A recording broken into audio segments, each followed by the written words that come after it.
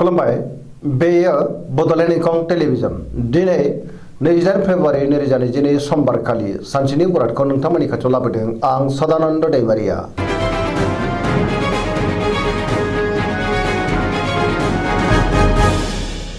सिगां फरायनो लादों मेष राशि गिबि हांखो अ ल। दिनैनि साना मोजां आरो गाज्रिनि गेजेरजों बाबेनलांगोन। मोजां आरो गाज्रिखौ सायख'नो रोंनाय नङा। गोसोआव नेगेटिभ साननाय फैगोन। गोजोननि आंखाल जानो हागौ। गुबुननि थाखाय नाङा फाङा जेंनायाव गोग्लैनांनोबो हागौ। सांग्रां जानांगोन। गोसोखौ जोबोर उसाव-बादाव मोनगोन। मावनो लानाय खामानिखौ मावफुंनो हागोन। देहाया बारा मोजां थानाय नङा। लोरबां जानो हागौ। जानाय लोंनायाव सांग्रां जानांगोन। रांखावरियाव मोजां नाथाय अब्लाबो खरसायाबो बांगोन। बेफार फालांगियाव मोजां होनजायो। समाजाव मान मोनगोन। न'खराव दिनै अनलायनाय फैगोन। बहाबा दावबायहैनो खाबु मोननो हागौ आरो मोजाङैनो हान्थिनोबो हागोन। लाइमोनफ्रा जोबोर आला-खाला जागोन। फरायसाफ्रा फरायनायाव गोसो दुंखांगोन आरो मोजां फिथाइ मोनगोन। धोरोमारि बिथिङावबो गोसो दुंखांगोन।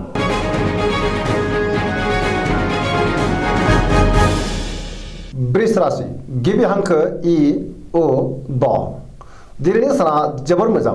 गुबुननि हेफाजाब मोनगोन। गोसोखौ दिनै जोबोर गोजोननाय मोनगोन। गोसोआव बोलो बांगोन। मावनो लानाय खामानिखौ थि समावनो आरो गोरलैयैनो मावफुंनोबो हागोन। सिगांनि बबेबा आद्रा खामानिखौबो दिनै मावफुंनो हागोन। समाजाव मान मोनगोन। रांखावरियाव जोबोर मोजां होनजायो। आरजिनाय धोनखौ दोनथुमनो हागोन। बेफार फालांगियावबो जोबोर मोजां मुलाम्फा मोनगोन। आयाबो बांगोन। बहाबा थाङोब्ला दिनै जोबोर मोजां आरो मोजाङैनो हान्थिनोबो हागोन। न'खराव बिसि-फिसायनि गेजेराव अनलायनाय फैगोन। बिदा-फंबायजों मोजां सोमोन्दो थागोन। देहाया मोजाङै थागोन। लाइमोनफोरनि गोसोआ दिनै जोबोर रमान्टिक जागोन आरो गावबा गावनि गोसोनि साननायफोरखौबो फोरमायलायनोबो हागोन। बहानिफ्रायबा मोजां खौरां फैनोबो हागौ। फरायसाफ्रा फरायनायाव गोसो दुंखांगोन आरो मोजां फिथाइ मोनगोन। पजिटिभ एनार्जिनि गोहोम गोग्लैगोन। गोसोनि साननाय आरो लुबैनायफ्रा मोगथाङाव जाफुंगोन। सरासनस्रायै दिनै साना जोबोर मोजां आरो मोजाङैनो बारग'लांगोन।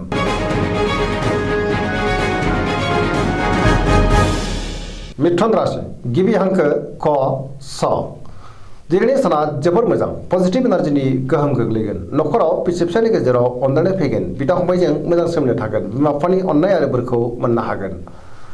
बहानिफ्रायबा मोजां खौरां फैनो हागौ। गोसोनि साननायफ्रा मोगथाङाव जाफुंगोन। गोसोखौ दिनै जोबोर गोजोननाय मोनगोन। जेरावबो देरहासार जागोन। मावनो लानाय खामानिखौ थि समावनो आरो गोरलैयैनो मावफुंनोबो हागोन। गोसोआव बोलो बांगोन। देहाया दिनै मोजाङै थागोन। अब्लाबो नाथाय जानाय लोंनायाव सांग्रां जानांगोन। रांखावरियाव दिनै जोबोर मोजां। बेफार फालांगियावबो जोबोर मोजां होनजायो। न'खराव बिसि-फिसायनि गेजेराव अनलायनाय फैगोन। गुबुनजों मोजां सोमोन्दो लाखिनो रोंगोन। गुबुननि हेफाजाबखौ मोननो हागोन। बहाबा थांनो एबा हान्थिनो खाबु मोनगोन। गियाननि आंखाल जानाय नङा। लाइमोनफोरनि गोसोआ दिनै जोबोर रमान्टिक जागोन। गोसोनि साननायफोरखौबो फोरमायलायनो हागोन। फरायसाफ्रा फरायनायाव गोसो दुंखांगोन आरो मोजां फिथाइ मोनगोन। जायखि खामानि मावा मानो मोनफ्रोमबो खामानियावनो दिनै जाफुंसारगोन।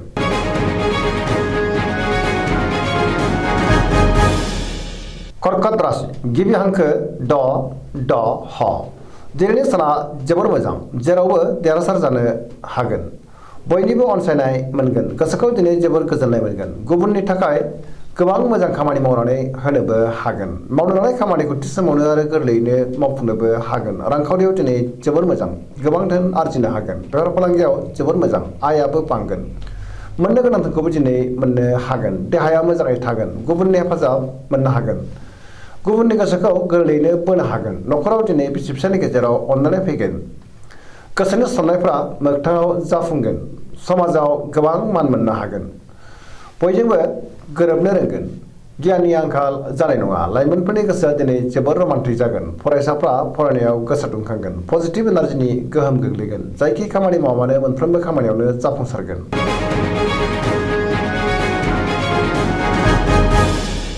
सिंह राशि गिबि हांखो म ट। दिनैनि साना मोजां आरो गाज्रिनि गेजेरजों बाबेनलांगोन। बयजोंबो गोरोबनो रोंनाय नङा। गियाननि आंखाल जानो हागौ। नेगेटिभ साननाय फैगोन। गोसोखौ दिनै जोबोर उसुखुथु आरो गिलुं-गिलुं मोनगोन। सोरबा गोजाम लोगोजों बहाबा लोगो मोनज्लायनो हागौ। मावनो लानाय खामानिखौ मावफुंनो हागोन। नाथाय अब्लाबो गोब्राबै मावनांगोन। लाइमोनफोरनि गोसोआ दिनै जोबोर आला-खाला जानो हागौ। रांखावरियाव मोजां नाथाय अब्लाबो खरसायाबो बांगोन। बेफार फालांगियावबो मोजां होनजायो। न'खराव बिसि-फिसायनि गेजेराव एना-एनि फैनो हागौ। गोसोनि साननायफ्रा गोरोबलायाबो जानो हागौ।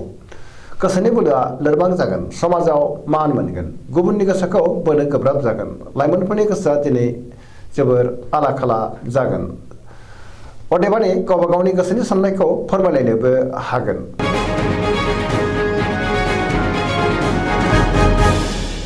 कन्या राशि गिबि हांखो प ट।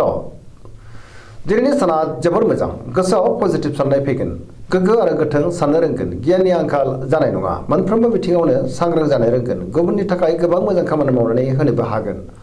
रांखावरियाव जोबोर मोजां होनजायो, बेफार फालांगियावबो जोबोर मोजां, आयाबो बांगोन, सोरबा गोदान सुबुंजों बहाबा लोगो मोनज्लायनो हागौ, न'खराव दिनै अननानै फैगोन, फरायसाफ्रा फरायनायाव गोसो दुंखांगोन आरो मोजां फिथाइ मोनगोन, सेंग्रा सिख्लाफ्रा गावबा गावनि गोसोनि साननायखौ फोरमायलायनो हागोन आरो गोसोआ दिनै जोबोर रमान्टिक जागोन, समाजाव मान मोनगोन, देहायाबो मोजाङैनो थागोन, गोसोनि बोलोआ बांगोन, गोसोनि साननायफ्रा मोगथाङाव जाफुंगोन, गोजोननि आंखाल जानाय नङा, गोसोखौ दिनै जोबोर सांग्रां मोनगोन, पजिटिभ एनार्जिनि गोहोम गोग्लैगोन, गोसोनि साननायफ्रा मोगथाङाव जाफुंगोन।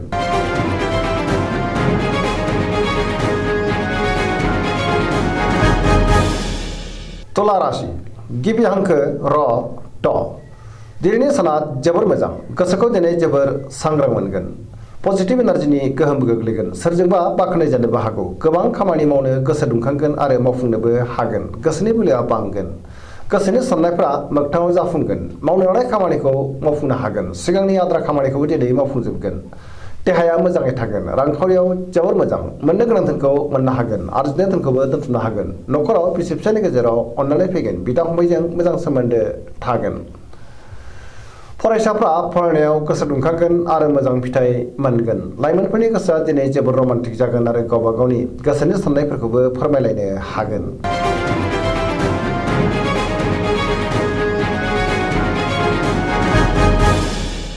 वृश्चिक राशि गिबि हांखो न स।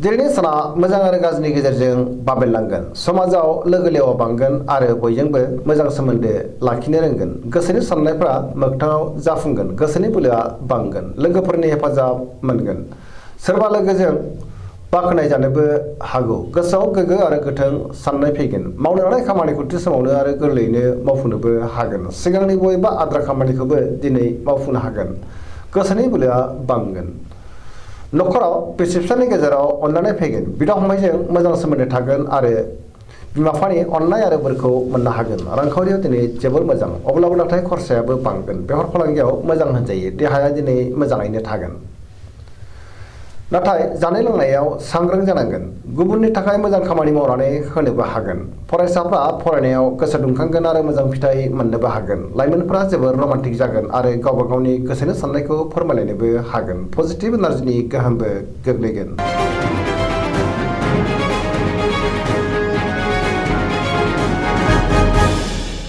धनु राशि गिबि हांखो ध फ भ। दिनैनि साना बारा मोजां नङा, गुबुननि हेफाजाब मोननो गोब्राब जागोन, गोसोआव नेगेटिभ साननाय फैगोन, नेगेटिभ एनार्जिनि गोहोमबो गोग्लैनो हागौ, गोसोखौ दिनै जोबोर उसुखुथु मोनगोन, सोरजोंबा गाज्रि नोजोर होजागोन, सांग्रां जानांगोन, सोरजोंबा रायखोमा जानोबो हागौ, गोसोनि बोलोआ लोरबां जागोन, धोरोमारि बिथिङाव नाथाय गोसो दुंखांगोन, मावनो लानाय खामानिखौ थि समावनो मावफुंनो हागोन, नाथाय अब्लाबो गोब्राबै मावनांगोन, रांखावरियाव मोजां, नाथाय खरसाया बांगोन, बेफार फालांगियाव मोजां होनजायो, देहाया मोजाङै थागोन, न'खराव दिनै अननानै फैगोन, बिमा बिफानि अननाय आरो बोरखौ मोनगोन, गुबुना खहा खालामनो नाजागोन, सांग्रां जानाया गाहाम, लाइमोनफोरनि गोसोआ दिनै जोबोर आला खाला जागोन, फरायसाफ्रा फरायनायाव गोसो दुंगोन आरो मोजां फिथाइ मोननो हागोन।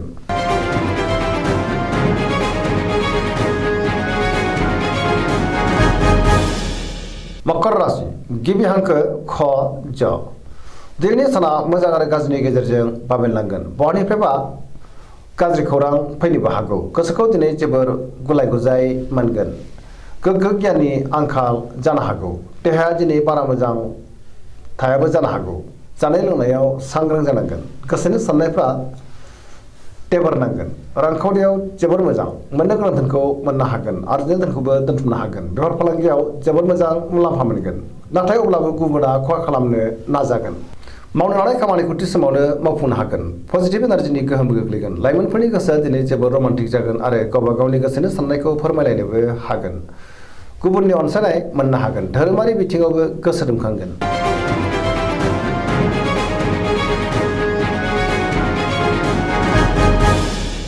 कुम्भ राशि गिबि हांखो ग स स दिनैनि साना जोबोर मोजां गोसोनि बोलोआ बांगोन सोरजोंबा बाख्नाय जानोबो हागौ गोसोखौ दिनै जोबोर गोजोननाय मोनगोन मावनो लानाय खामानिखौ थि समावनो आरो गोरलैयैनो मावफुंनोबो हागोन सिगांनि बबेबा आद्रा खामानियाबो दिनै मावफुंजागोन बहानिफ्रायबा हरखाबै मोजां खौरां फैनोबो हागौ समाजाव गोबां मान मोनगोन रांखावरियाव दिनै जोबोर मोजां गोबां धोन आरजिनोबो हागोन आरो मोननोबो हागोन बेफार फालांगियाव मोजां मुलाम्फा मोनगोन देहाया दिनै मोजाङै थागोन न'खराव बिसि फिसायनि गेजेराव अननाय फैगोन गोसोनि साननायफ्रा मोगथाङाव जाफुंगोन सेंग्रा सिख्लाफ्रा दिनै जोबोर रमान्टिक जागोन आरो गावबा गावनि गोसोनि साननायफोरखौबो फोरमायलायनो हागोन फरायसाफ्रा फरायनायाव गोसो दुंखांगोन आरो मोजां फिथाइ मोननोबो हागोन